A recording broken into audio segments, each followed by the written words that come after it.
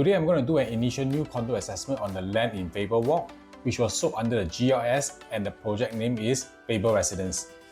The estimated launch of this new project will be on 3rd October 2025 as of now. And if you are keen to get updates on this project along the way, just drop me a WhatsApp at 969-39469. Hey, this will be a relatively short video because I don't think most people can watch anything too long. And I also don't have so much cock to talk. So I'll just go straight to the point. The topic I will go into are: number 1, project specific details; number 2, condo density; number 3, primary school; number 4, transactions and performance of surrounding comparable projects; and number 5, estimated price of Faber Residence; and lastly, my take on the project. Let's start with the project. Let's have a look at the exact location of Faber Residence.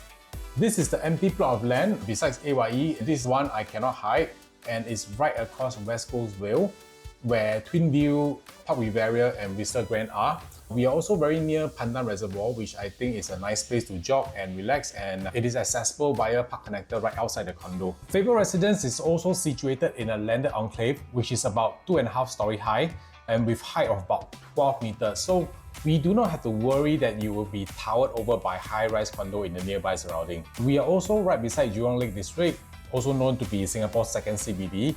But honestly, I talk about this second CBD until I see already. Okay, but that does not deny the fact that Faber Residence will benefit when Jurong Lake District is fully developed next time.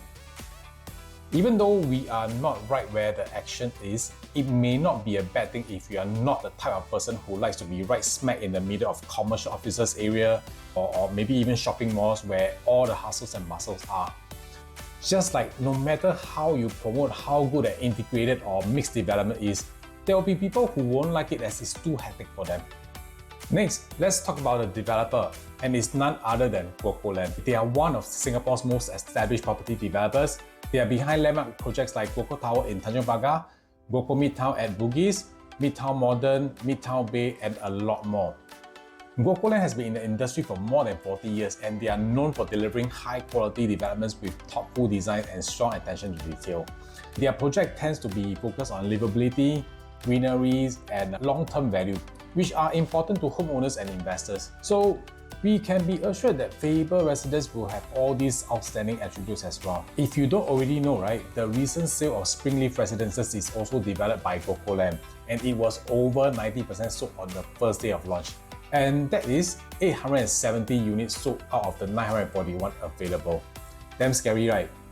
Besides being near to Springleaf MRT, the development is very well thought out with beautiful landscaping, good layout, and also a good site plan. And you can be sure that Guocoland will put in the same effort for Faber Residence as well. Now let's look at the detail of the project itself. Faber Residence is a 99-year leasehold development. This piece of land was awarded to Guocoland on November 2024 at a price of $900 per square foot per plot ratio. Faber Residence is in District 5 and falls under Outside Central Region, or OCR as most of us know it. It comes with 399 units, 2 bedroom to 5 bedrooms. And yes, there is no 1 bedroom unit here, and even the 2 bedroom is under the 2 bed, 2 bath unit type. With this, it is actually quite clear that Faber Residence is meant to cater to people looking for own occupation. As usually, when developers start with 2 bedroom, there should be a choice of 2 bed, 1 bath for people who are looking to invest in a smaller quantum unit. This is the unit mix of the development. 2 bedroom starts at 646 square feet, 3 bedroom starts at 797 square feet, 4 bedroom starts from 1,119 square feet, and there's only one size for 5 bedroom at 1,458 square feet. Yes, I know that size sounds small, especially from 3 bedroom onwards, but just take note, these are GFA-harmonized layout, so aircon latch is not included in the strata size. And if you have not seen any GFA-harmonized layout before, give me a call, I'll bring you down to have a look. The site plan and floor plan is not out yet. I do not want to speculate on the facing of the condo units, but if I were to guess, having north and south facing unit makes sense due to the hot weather in Singapore. But I also do think it's possible to have east facing unit overlooking the landed properties, as the morning sun is still acceptable to most Singaporeans. Being beside expressway also means that there is high chance that there will be features like trees along the perimeter of the condos to reduce noise from AYE. and possibly some features in the unit to deflect and reduce noise as well. Now let's move on to the second topic, and that is the density of this project. So what is condo density? It means the number of condo units with every 1,000 square feet of land size. And why is this important? Because there are buyers out there who value having more personal space and who don't like to have too many residents in a project. As mentioned earlier, this is a low-rise 399 unit project, and in today's standard, with 399 units, this is considered mid-sized development, and I think it is a relatively good sized project. For people who value space more than anything else, Faber Residence is probably something that you would like, as it is a condo with one of the lowest density in the surrounding area. Being a mid-sized development with 399 units and sitting on a pretty big land size of 277,000 square feet, we have a very good density ratio of 1.43 units for every 1,000 square feet of land. If you look at the other newer condos around, you can see most of them are above 3 units per 1,000 square feet of land. For example, Parc Riviera, we have 3.7 units, Twin Vew 2.95, that's close to 3, Reservoir 3.39, Elta 3.46, Clement Canopy 3.6, and Clavon 3.59. Even Parc Clementi is having 643,000 square feet of land is having a higher density due to the 1,468 units in the development. Only waterfront at Faber is lower density than Faber Residence. So yes, if you're looking for a low density condo with more personal space in this area, Faber Residence is one of your best choice. Next topic, let's talk about school. Not just any school, we are looking at Nan Hua Primary School. I think one of the main draw for people looking at Faber Residence will be the fact that it is within 1 km of Nan Hua Primary School. Needless to say, this is a very sought after school for many parents, and home school distance become a very important deciding factor of getting a place in Nan Hua if it's oversubscribed. I can't say for most parents, but at least for those parents that I have met, being within 1 km to the primary school that they want is more important than being near to MRT station. Okay, there is no two ways about it. So not being near MRT station is not an issue, but what matters is staying within 1 km to Nan Hua to increase the chance of getting into it. Now let's look at the transactions and performance of surrounding comparable projects. First up, we look at rental. The one good thing about this area is that there is very strong rental demand. Faber Residence is in between clusters of commercial offices, medical centers, and education hub.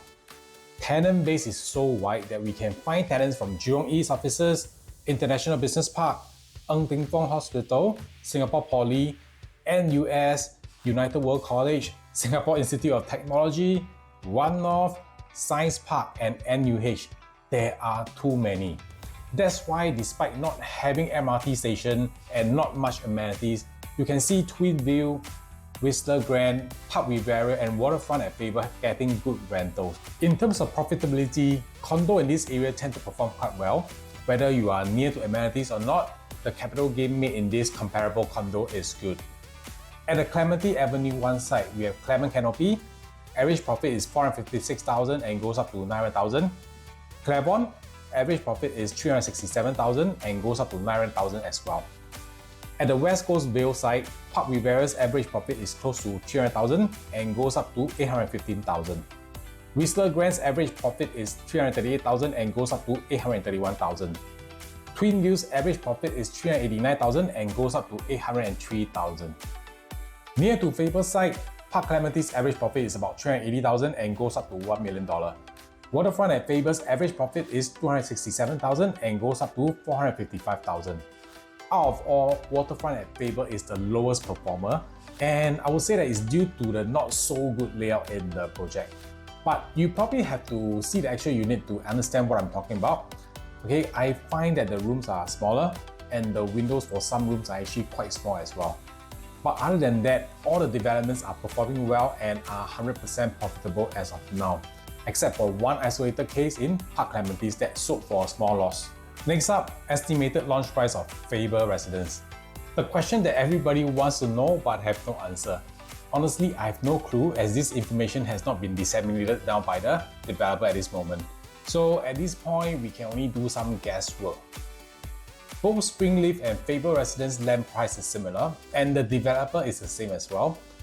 Based on Springleaf already transacted average per square foot price of 2178 PSF, and with the assumption of similar costing model, I'm inclined to give a slight discount to Faber Residence not being near MRT station and price it at an average of 2,150 per square foot. But I would like to do a disclaimer that this is purely my guess, not from a developer nor my company. Let's have a look at the transacted price comparison. If the estimated average PSF of Faber Residence is about 2,150 per square foot, how do we measure against the latest new launch in Clementi? The latest project that was launched in this area is Elta, with an average price of 2,548 per square foot, and the highest accepted price is $2,881 per square foot at the point of doing this video. Comparing to Faber Residence, Elta is not within 1 km to Nan Hua and is also not near to MRT station. Based on my estimate of the average PSF of Faber Residence at $2,150 per square foot, Elta is $400 per square foot higher. Yes, we are in the same area of Clementi, and I reckon that we are in different locations. But the potential $400 per square foot price gap is kind of big, and it's something that we can look into to see if there is opportunity for us to take advantage of if my estimated price materialize. Next, let's have a look at the price matrix. Same disclaimer as before, this is just purely my estimation. I use this as a price guide for early assessment so that I can prep my buyers first. If we are to look at $2,150 per square foot as the average price, then we can probably plan your calculation for 2-bedroom at 1.389 million, 3-bedroom from 1.71 million to 2.22 million, depending on which type of 3-bedroom to go for, 4-bedroom from 2.41 million to 2.73 million, and lastly, 5-bedroom from 3.2 million. The indicative price will be released by a developer closer to the launch, and if you'd like to be updated with that, do drop me a text. Would there be any more upcoming new launches in Clementi? Faber Residence is definitely Clementi's last new launch in 2025. And if I look at the government land sale, we won't be seeing any new launch in Clementi in 2026. Clementi is a mature estate and it has very limited empty land plots, and no one will know when is the next GRS coming up in this area. So if we are to wait for the next project launch in Clementi, it might be 2 or 3 years down the road if there's even a GRS. And if it happens, you can be assured that the land price will be more expensive than Faber Residence, and hence will have a higher selling price. Now we have come to the last part, my take on this project.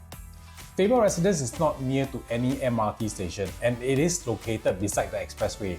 That one we cannot avoid. These are attributes that can't be changed, and if you can't accept it, then really too bad. But if you can look beyond that and see how well the newer projects nearby have performed even without MRT station and without primary school advantage, I'm actually quite confident that Faber Residence can hold its own and maybe even do better. Why? First, it's within 1 km of Nan Hua Primary School. That's already a big plus for families. Second, the floor plans are GFA-harmonized and therefore we'll be getting more efficient layout compared to the older developments. And third, the facilities will be brand new and more up-to-date, which adds to the overall appeal. Of course, I can share all the facts and performance data. That's my job. But at the end of the day, what really matters is how you feel about the project. That emotional connection on whether it feels like home or not can only happen when you step into the show flat and experience it for yourself. So number-wise, I think it's quite solid, but feeling-wise, you only know when you come down and take a look. Show flat will tentatively open on 3rd October. If you are keen to know more and see the show flat, do contact me. That's all from me today. See you in the next video.